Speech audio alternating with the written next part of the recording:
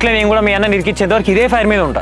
మరి అంత ఫైర్ మీద ఉండకు బావా, అంటుకున్నదనుకో తగలపడిపోతావు. ఏంటి ఇప్పుడు జోకా? నవ్విన్లే, అచ్చా నీ ముఖం లెక్కనే ఉన్నది.